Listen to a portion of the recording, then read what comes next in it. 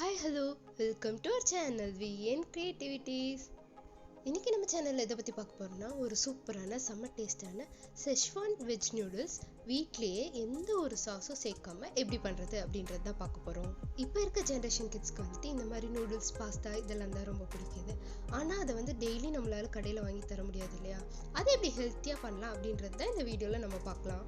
வீடியோக்குள்ள போறதுக்கு முன்னாடி இப்பதான் நீங்க நம்ம சேனலை ஃபர்ஸ்ட் டைம் பாக்குறீங்கன்னா மறக்காம சப்ஸ்கிரைப் பண்ணிருங்க. கூடவே அந்த பெல் ஐகானை கிளிக் பண்ணிருங்க. அப்பதான் நான் போற வீடியோஸோட நோட்டிஃபிகேஷன் உங்களுக்கு வரும். இதுக்கு ஃபர்ஸ்ட் ஒரு பாத்திரத்துல கொஞ்சமா தண்ணி எடுத்து ஒரு 6-7 காஷ்மீரி ரெட் சில்லி அதுல போட்டு நல்லா ஒரு 2 நிமிஷம் கொதிக்க வச்சு ஆஃப் பண்ணிடலாங்க. இப்போ இதை வந்து ஆறட்டும். அதுக்குள்ள நம்ம வந்து நூடுல்ஸ்க்கு எல்லாம் ரெடி பண்ணிடலாம். இந்த நூடுல்ஸ்க்கு நான் வந்துட்டு carrot, cabbage, beans and capsicum வந்து கட் பண்ணி வச்சிருக்கேன். இது கூடவே ஒரு பெரிய வெங்காயத்தை வந்து ஸ்லைஸ் பண்ணி வச்சிருக்கேன். ஒரு 6 பல் பூண்டு, அதுக்கப்புறமா நம்ம ஊற வச்சிருக்கேன் மிளகா. அவ்வளோதாங்க இதுக்கு தேவையான பொருள். இப்போ நம்ம ஊற வச்சிருக்க காஷ்மீர் ரெட் சில்லி வந்துட்டு இந்த மிக்ஸி ஜாருக்கு மாற்றிட்டு இது கூட ஒரு 6 பல் வந்து பூண்டு போட்டுருங்க. நீங்கள் இதுக்கு வந்து நார்மல் ரெட் சில்லி கூட யூஸ் பண்ணலாம், ஆனால் கொஞ்சம் கம்மியாக யூஸ் பண்ணுங்க, ஏன்னா காரம் அதிகமாக இருக்கும். இப்போ ஒரு பாத்திரத்தில் ஒரு 1லேருந்து 1.5 லிட்டர் அளவுக்கு தண்ணி எடுத்துக்கலாம். அதில் வந்து ஒரு டேபிள் ஸ்பூன் அளவுக்கு எண்ணெய் ஊற்றிடலாம். இது கூடவே ஒரு 1/2 டீஸ்பூன் அளவுக்கு உப்பு சேர்த்துடலாம். இந்த தண்ணி நல்லா கொதிச்சு வர ஸ்டேஜில் நம்ம வந்து நூடுல்ஸை வந்து ஆட் பண்ணிடலாம். நீங்கள் வந்து எந்த நூடுல்ஸ் வேணால் யூஸ் பண்ணுங்கள். மார்க்கெட்டில் கிடைக்கிற எந்த நூடுல்ஸ் வேணால் நீங்கள் யூஸ் பண்ணலாம். நூடுல்ஸை ஆட் பண்ணிட்டு அதை நல்லா தண்ணியில் மூழ்கிற மாதிரி வந்துட்டு உள்ளே தள்ளி விட்டுருங்க. இப்போ இந்த நூடுல்ஸை நல்லா வந்து நம்ம பாயில் பண்ணி எடுத்துக்கலாம். இப்போ பாருங்கள், நூடுல்ஸ் வந்து நல்லா பாயில் ஆயிடுச்சு. அதை எடுத்து நசுக்கி பார்த்து நல்லா நசுங்குச்சுன்னா நூடுல்ஸ் வந்து பாயில் ஆயிடுச்சுன்னு அர்த்தம். இப்போ இந்த ஸ்டேஜில் ஸ்டவ் ஆஃப் பண்ணிவிட்டு அதை எடுத்து வச்சிடலாம். நூடுல்ஸை இந்த மாதிரி ஒரு பாத்திரத்தில் ஸ்ட்ரெயின் பண்ணிட்டு அது மேலே வந்துட்டு கோல்ட் வாட்டர் வந்து இந்த மாதிரி ஊற்றி விடுங்க. அப்போ தான் வந்து நூடுல்ஸ் வந்து ஒன்றோட ஒன்று ஒட்டாமல் இருக்கும். அடுத்ததாக ஒரு கடாயை எடுத்து அடுப்பில் வச்சு அதில் வந்து கொஞ்சமாக எண்ணெய் ஊற்றிக்கலாம். எண்ணெய் சூடானதுக்கு அப்புறமா நம்ம ஸ்லைஸ் பண்ணி வச்சுக்கலாம் வெங்காயம், அது இதில் ஆட் பண்ணிக்கலாம். இப்போ இந்த வெங்காயத்தை எண்ணெயிலே வந்துட்டு நல்லா வதக்கிடலாம். இந்த வெங்காயம் வந்து நல்லா வதங்கி அது வந்து கண்ணாடி பதம் வரணும், அந்தளவுக்கு இதை வந்து நம்ம நல்லா வதக்கிடணும். இப்போ பாருங்கள், வெங்காயம் நல்லா வதங்கி அது வந்து கண்ணாடி பதத்துக்கு வந்துச்சு. இப்போ இந்த ஸ்டேஜில் 1 டீஸ்பூன் அளவுக்கு நான் இஞ்சி பூண்டு பேஸ்ட் வந்து ஆட் பண்ணுறேன். இஞ்சி பூண்டு பேஸ்ட் ஆட் பண்ணிட்டு அதையும் நல்லா வந்துட்டு நம்ம வந்து எண்ணெயிலே வதக்கிடலாம். இஞ்சி பூண்டு பேஸ்ட் சேர்த்ததுக்கப்புறமா டக்குன்னு வந்துட்டு வணக்க ஆரம்பிச்சிருங்க. ஏன்னா விட்டுட்டிங்க அப்படின்னா அப்படியே வந்து பிடிச்சிக்கும். ஆனால் அடுப்பை வந்து லோ ஃப்ளேமில் வைங்க, அப்போ தான் வந்துட்டு அடி பிடிக்காமல் இருக்கும். இப்போ பாருங்கள், இஞ்சி பூண்டு பேஸ்ட் வந்து நல்லா வதங்கி எண்ணெய் பிரிஞ்சு வர ஆரம்பிச்சிருச்சு.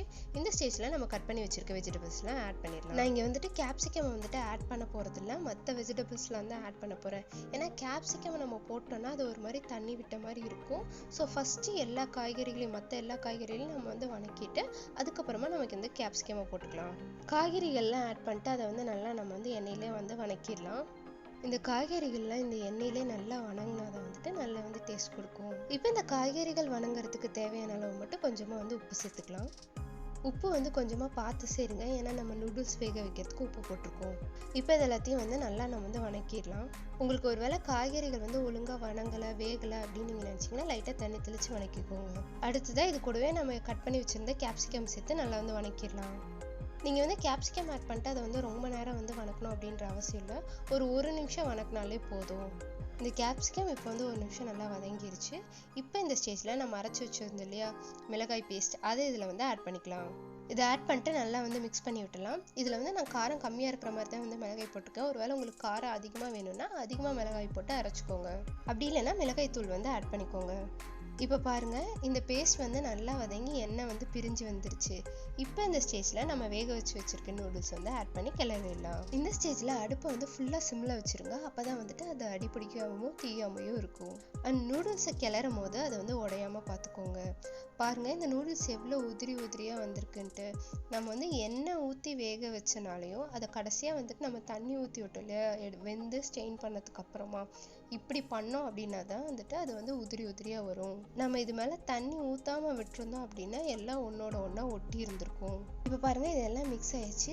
இப்போ இந்த ஸ்டேஜில் நான் வந்து ஃப்ரைட் ரைஸ் மிக்ஸ் வந்து ஆட் பண்ணுறேன். இது வந்து ஆப்ஷனல் தான், உங்களுக்கு வேணும்னா ஆட் பண்ணிக்கோங்க, இல்லைன்னா விட்டுருங்க. நான் வந்து கொஞ்சம் டேஸ்ட்டுக்காகவும் காரம் அதிகமாக இருக்கணுங்கிறதுக்காகவும் இதை ஆட் பண்ணுறேன். உங்களுக்கு வேணால் இதுக்கு பதிலாக நீங்கள் வந்து சில்லி ஃப்ளேக்ஸ் இல்லை பெப்பர் இந்த மாதிரி வேணால் ஆட் பண்ணிக்கோங்க.